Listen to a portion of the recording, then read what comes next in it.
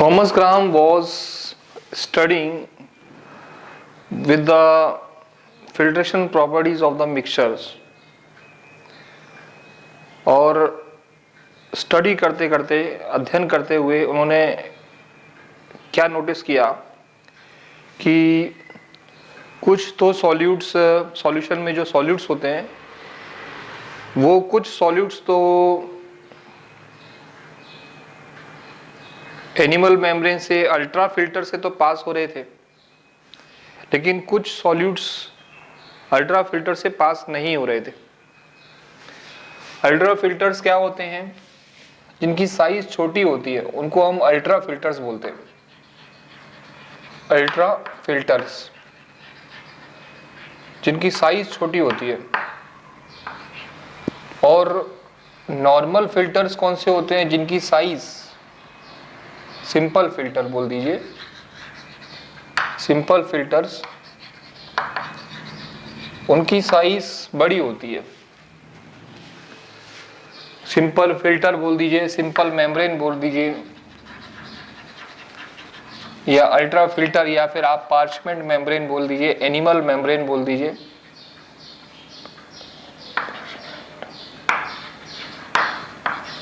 Parchment membrane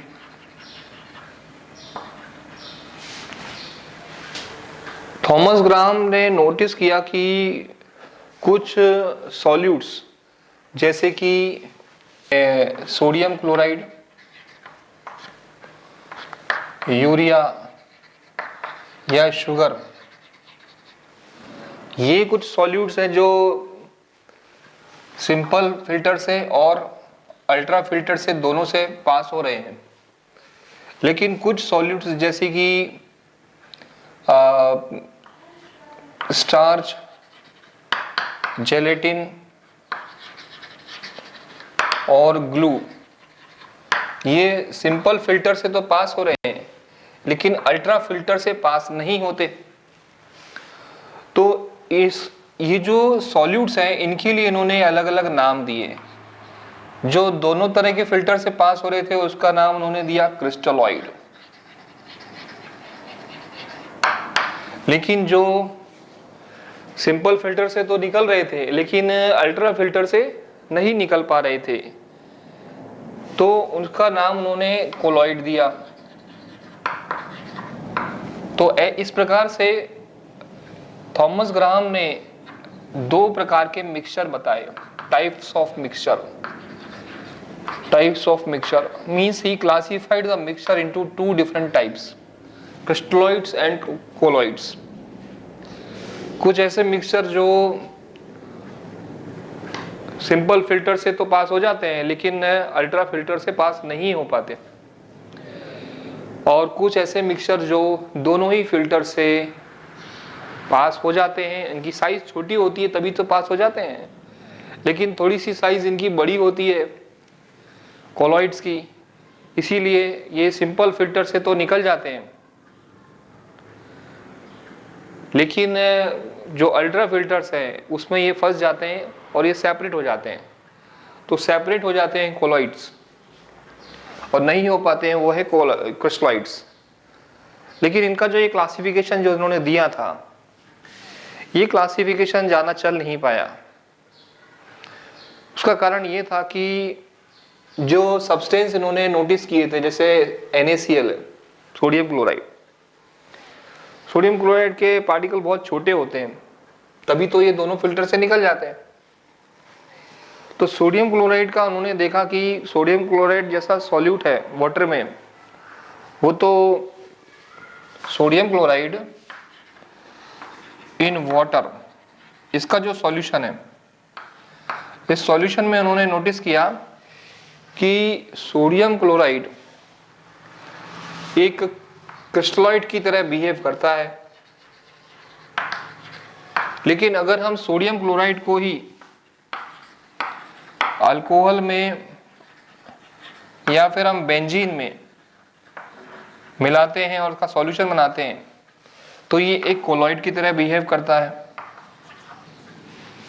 तो एक निष्कर्ष पर वो आ गए कि ये जो हमने क्लासिफिकेशन दिया है वो सही नहीं है, क्योंकि कोई भी सब्सटेंस किसी सॉल्वेंट में तो क्रिस्टलॉइड की तरह बिहेव करता है और किसी दूसरे सॉल्वेंट में वही सब्सटेंस एक कोलॉइड की तरह बिहेव करता है। तो आगे चल के बात और बड़ी और क्लियर हुआ कि क्रिस्टलॉइड्स और कोलॉइड्स उन पार्टिकल्स को, उन सब्सटेंस को कहा जाएगा जिनकी साइज जो होती है वो साइज के आधार पर ही हम उनको क्रिस्टलॉइड्स या कोलॉइड्स कह सकते हैं। तो साइज बहुत मैटर करती है। अगर उसकी साइज छोटी होती है तब उसको हम क्रिस्टलॉइड बोलेंगे और साइज यदि बड़ी होती है तब उसको हम कोलॉइड्स बोलेंगे। मतलब आगे चल के क्लासिफिकेशन साइज के बेसिस पर दिया गया और साइज के बेसिस पर आज का जो मॉडर्न क्लासिफिकेशन है मिक्सचर का जो मॉडर्न क्लासिफिकेशन है उसके according there are 3 types of mixture. There are 3 types of mixture.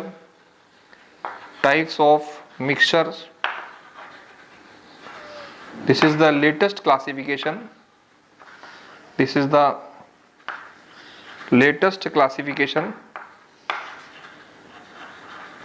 was the classification given by Graham.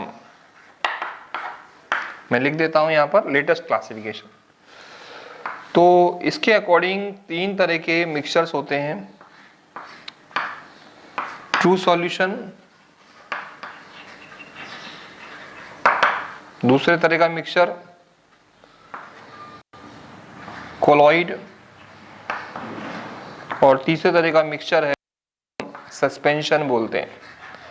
ये तीनों के तीनों मिक्सचर ही होते हैं।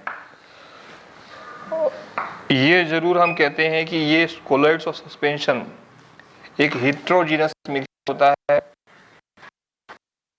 मिक्सचर और ट्रू सॉल्यूशन एक होमोजेनस मिक्सचर होता है जिसमें distribution of particle through out the mixture uniform होता है। तो इस प्रकार से अभी रिसेंट क्लासिफिकेशन जो दिया गया है वो साइज के बेसिस पर दिया गया है। हेटेरोजेनस जो मिक्सचर होते हैं इनकी साइज 1 नैनोमीटर से 100 नैनोमीटर तक वेरी करती है, जबकि होमोजेनस मिक्सचर की जो साइज है वो लेस देन 1 नैनोमीटर की होती है। तो ये साइज के आधार पे भी हमने क्लासिफाई किया है कि जिन पार्टिकल की साइज छोटी होती है, लेस देन 1 नैनोमीटर होती है, उनके पार्टिकल सॉल्वेंट में जाकर पूरी तरह से डिसअपियर हो जाते हैं और यूनिफॉर्म डिस्ट्रीब्यूशन हो जाता है उनका। लेकिन कुछ पार्टिकल जिनकी साइज बड़ी होती है तो वो सॉल्वेंट में जाकर यूनिफॉर्म डिस्ट्रीब्यूशन तो नहीं करते हैं, बल्कि अनइवन डिस्ट्रीब्यूशन होता है इन पार्टिकल्स का और इंडेफिनिट अमाउंट में भी प्रेजेंट होते हैं किसी सॉल्यूशन के अंदर। और इसीलिए प्रेजेंट होते हैं अनडेफिनिट अमाउंट में क्योंकि इनकी साइज तो बड़ी होती है।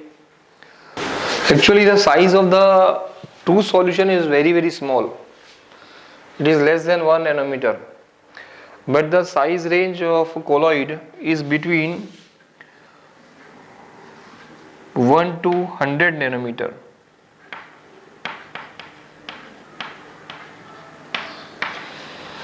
The size of true solution is less than 1 nanometer, and the size of suspension is greater than 100 nanometer. So let's classify the 3 types of mixture: true solution,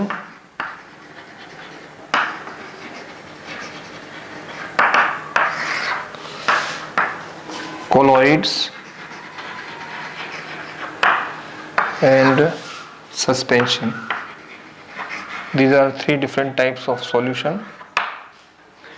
The particles of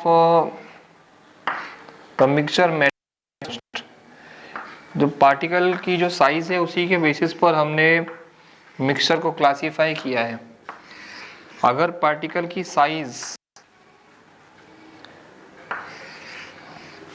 जो size है वो बहुत ज़्यादा छोटी होती है, less than 1 nanometre, तब उसको हम ट्रू सॉल्यूशन बोलते हैं। और यदि साइज 1 नैनोमीटर से 100 नैनोमीटर के बीच होती है तो ये कोलाइडल रेंज कहलाती है। और अगर साइज मोर देन 100 नैनोमीटर है तो उसको हम सस्पेंशन बोलते हैं। ट्रू सॉल्यूशन जो होता है ये ट्रांसपेरेंट होता है, आर पार हमें दिखेगा, लेकिन सस्पेंशन ओपैक होता है और ओपैक होता है means we will not be able to see through the suspensoid solution. जो कोलॉइड होता है ये नेचर का होता है, इंटरमीडिएट कंडीशन है ये, ट्रांसपेरेंट। तो ट्रू सॉल्यूशन के पार्टिकल सेटल ही नहीं होते, जबकि ट्रांसपेरेंट के पार्टिकल्स भारी होते हैं, बड़े होते हैं, इसलिए ग्रेविटी की वजह से नीचे सेटल हो जाते हैं, सेटल अंडर ग्रेविटी।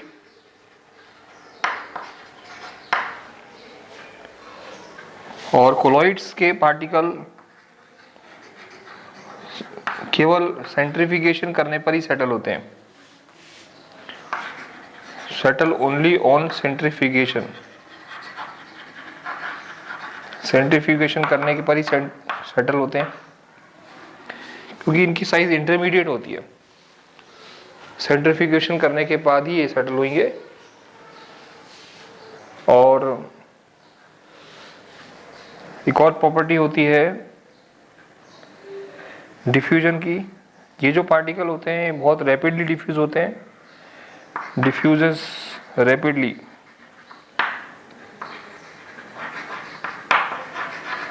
जबकि ये स्लोली डिफ्यूज होते हैं, डिफ्यूजेस स्लोली। और ये तो डिफ्यूज ही नहीं होते, डज नॉट डिफ्यूज, क्योंकि साइज बड़ी होती है, डिफ्यूज नहीं होते। अगर हम फिल्ट्रेशन की बात करें तो ट्रू सॉल्यूशन के पार्टिकल बहुत छोटे होते हैं, इसलिए दोनों ही तरह के फिल्टर से ये पास हो जाते हैं, यानी इनको हम सेपरेट नहीं कर सकते।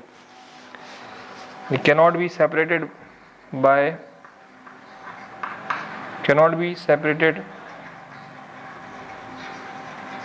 any filter,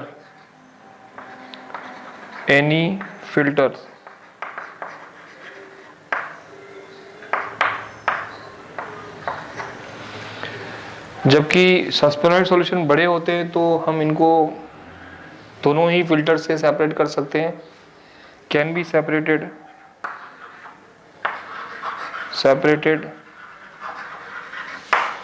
using any filter,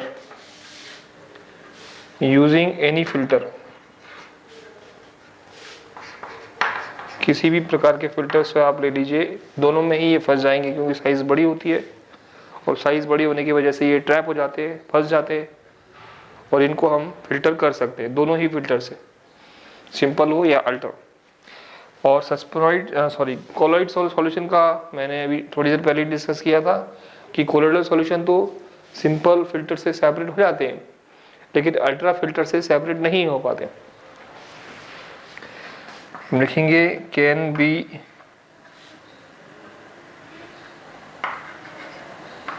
separated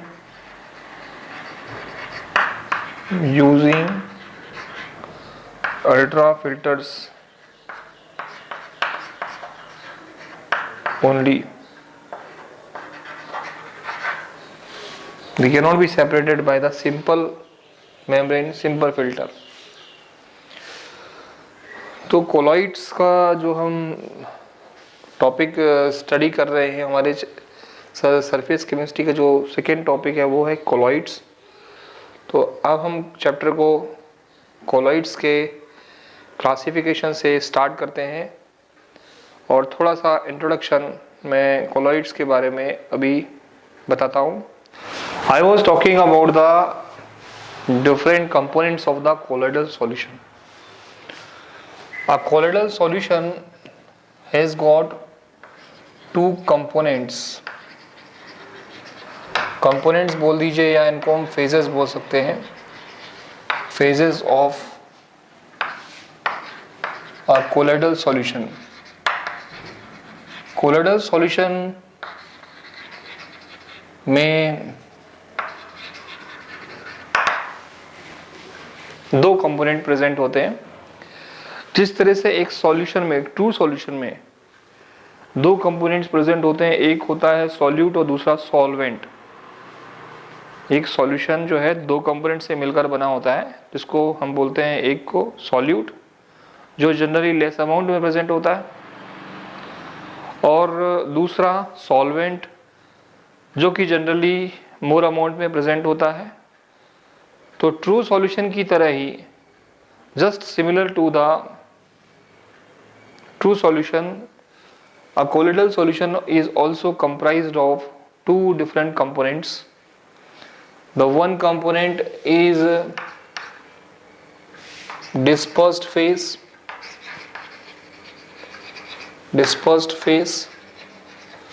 and the another component is dispersion medium.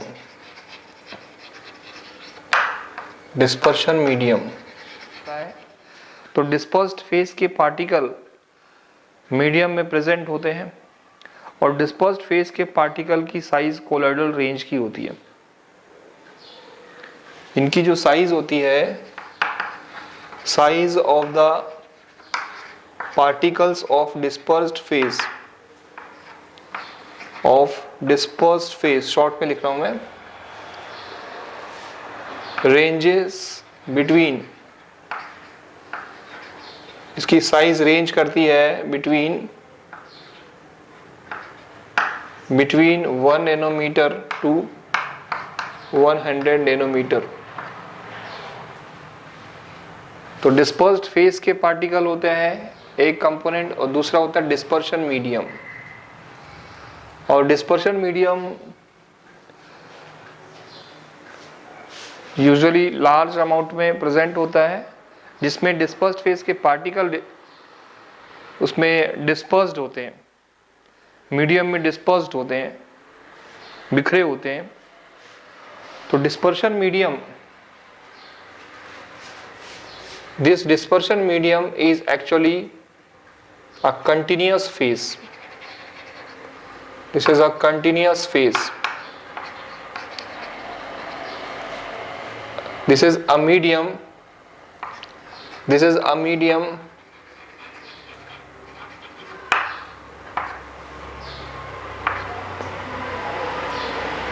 in which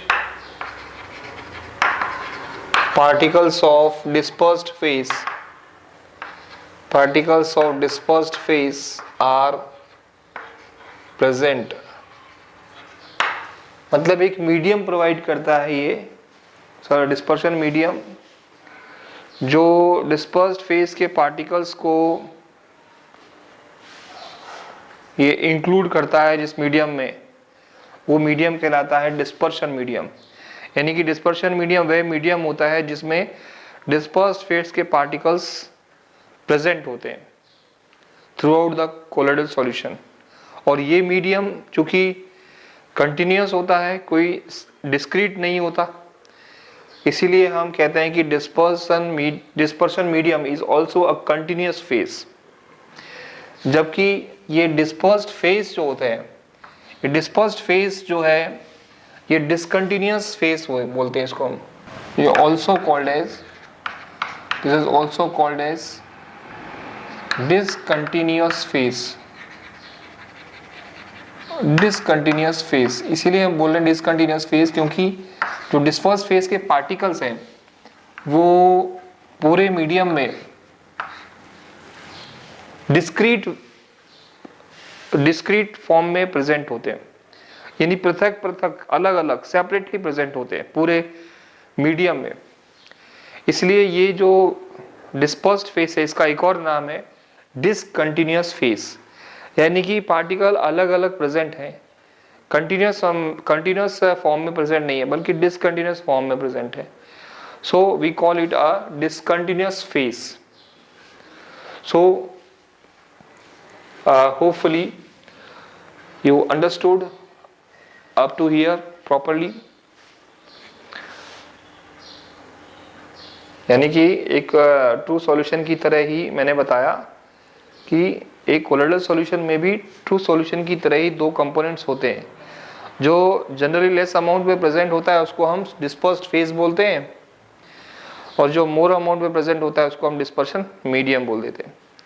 ऐसा मीडियम जिसमें कि डिस्पर्स्ड फेज के पार्टिकल प्रेजेंट होते हैं और वो डिस्क्रीट फॉर्म में प्रेजेंट होते हैं। जैसे कि हम एग्जांपल की बात करें तो ज़्यादा अच्छे से अंडरस्टूड हो जाएगा, ज़्यादा अच्छे से आप समझ सकते हैं कि जैसे सिल्वर है, सिल्वर का जो कोलोइडल सॉल्यूशन है वो वाटर में प्रेजेंट होता है। तो कोलोइडल सॉल्यूशन जो सिल्वर का कोलोइडल सॉल्यूशन है उसमें वाटर तो क्या हो गया, डिस्पर्शन मीडियम, और उसमें सिल्वर के जो डिस्पर्स्ड फेज के पार्टिकल हैं, सिल्वर के जो पार्टिकल हैं वो डिस्पर्स्ड फेज के पार्टिकल हो जाते हैं। तो इस प्रकार से एक कोलोइडल सॉल्यूशन बनता है, ये दो कंपोनेंट से मिलकर बनता है। Now we will talk about the classification of colloids. There are different ways of classifying the colloidal solution. 3-4 different types of classification Now we will talk about the classification of colloidal solution.